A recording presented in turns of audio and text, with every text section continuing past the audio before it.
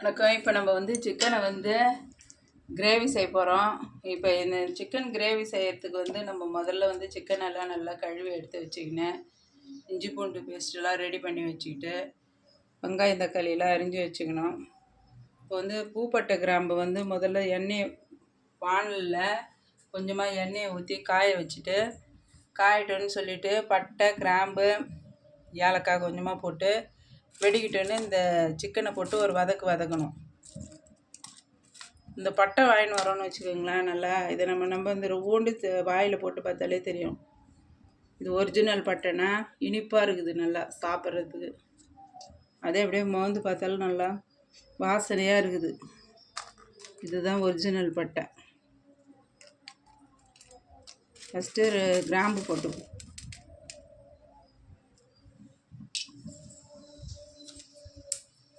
கிராம்பு போட்டுக்கின்னு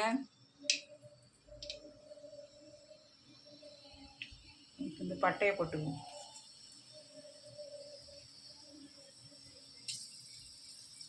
இந்த ஏலக்காயை இப்படி நிமிட்டி போட்டார்.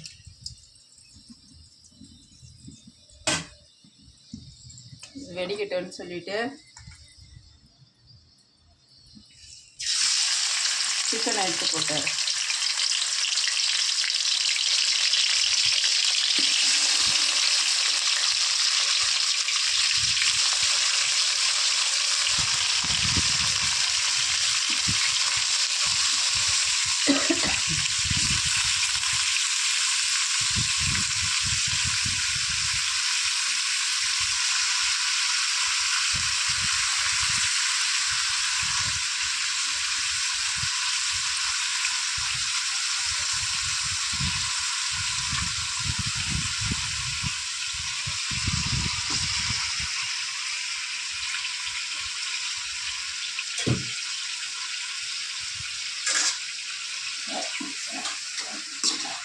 அதுலேயே கொஞ்சமாக நல்லா வதங்கிட்டோன்னு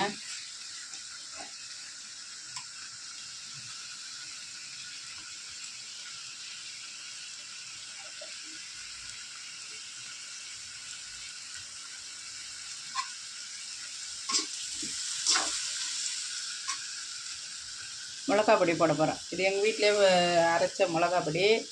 இது வந்து இதில் மஞ்சள் நிறையா போட்டு அரைச்சிருக்கிறோம். நாங்கள் தனியாத்தூள் போட்டிருக்கோம். நல்லா சாப்பிட்றதுக்கு காரம் கம்மியாக தான் இருக்கும், நல்லா இதுவாக இருக்கும். அது இந்த தூளையே போட்டுக்கிறேன்.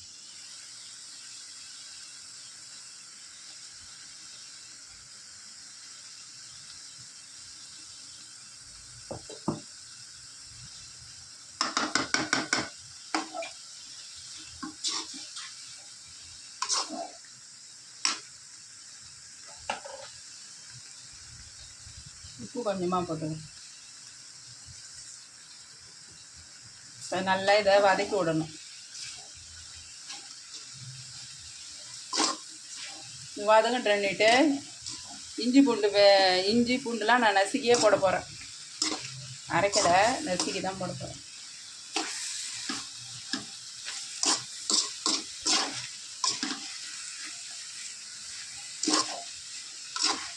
வதங்கிட்டு தண்ணி சேர்த்துக்க வேண்டியது தான்.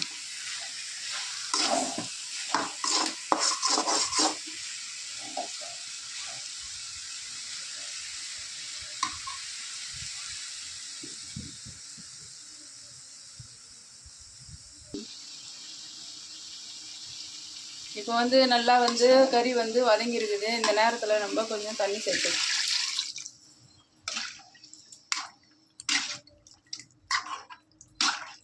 இப்போ வந்து நம்ம வந்து ஒரு சிம்பிளான சிக்கன் கிரேவி இது. அதனால் நான் வந்து அப்படியே இஞ்சி பூண்டு எல்லாத்தையும் நசுக்கி போட்டு ஒரு பெரட்டி அப்படியே இறக்கிட வேண்டியது தான். நன்றி, வணக்கம்.